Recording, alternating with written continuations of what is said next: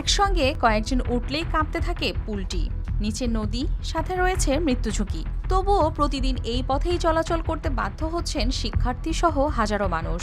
কারণ ৫ বছর পেরিয়ে গেলেও নতুন সেতু পায়নি এলাকাবাসী। বাগেরহাটের শরণখোলায় প্রায় বছর ৫ আগে রায়েন্দা নদীর ওপর পুরনো সেতুটি ভেঙে পড়লে সাময়িক সমাধান হিসেবে নির্মিত হয় এই কাঠের পুল। তখন সবাই ভেবেছিলেন অল্প সময়ের মধ্যেই হয়তো নির্মাণ হবে নতুন সেতু, কিন্তু আজও অবসান হয়নি সেই অপেক্ষার। ফলে দিন দিন বাড়ছে দুর্ভোগ ও ঝুঁকি। বর্ষাকালে পরিস্থিতি হয়ে ওঠে আরও ভয়াবহ। জরুরি প্রয়োজনে রোগী ও শিক্ষার্থীদের যাতায়াত কিংবা ব্যবসায়িক কার্যক্রমে ভোগান্তি পোহাতে হচ্ছে স্থানীয়দের। প্রতিদিন হচ্ছে এখান থেকে সকালে, তারপর আমরা বিকেলে যাতায়াত করি আমাদের কলেজ ক্যাম্পাস ওইপারে। আমরা এখান থেকে যাওয়া আসা করি। এই ব্রিজটা মানে যাওয়া আসার সময় অনেক ভিড় জমে, তারপর এটা নড়ে। ব্রিজটা যখন আমরা হাঁটি সবাই একসাথে, ব্রিজটা অনেক নড়ে, আমাদের খুবই ভয় লাগে।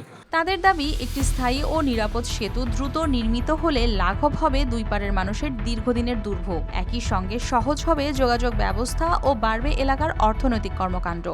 আমাদের এই কাঠের পোলটা দিয়ে হাজার হাজার মানুষ চলাফেরা করে। এদের মধ্যে রয়েছে সাধারণ জনগণ, তারপরে রয়েছে স্কুল কলেজের শিক্ষার্থীরা, এবং অচিরেই এইটা সমাধান এবং পূর্ণ নির্মাণ করা দরকার। এজন্য আমি এই সংশ্লিষ্ট যারা রয়েছে তাদের কাছে আমি অনুরোধ করব যেন যত দ্রুত সম্ভব আমাদের এই কাঠের পোলটা পূর্ণ নির্মাণ করা হয়।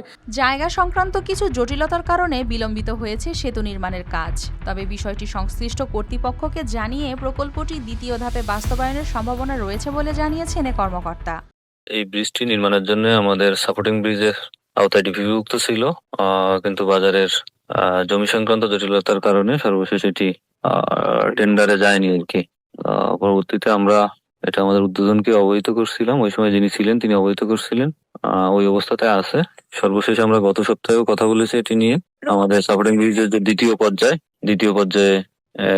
এটা নির্মিত হবে বলে আশ্বাস প্রদান করেছেন আমাদের উদ্বোধন কর্তৃপক্ষ আমাদেরকে।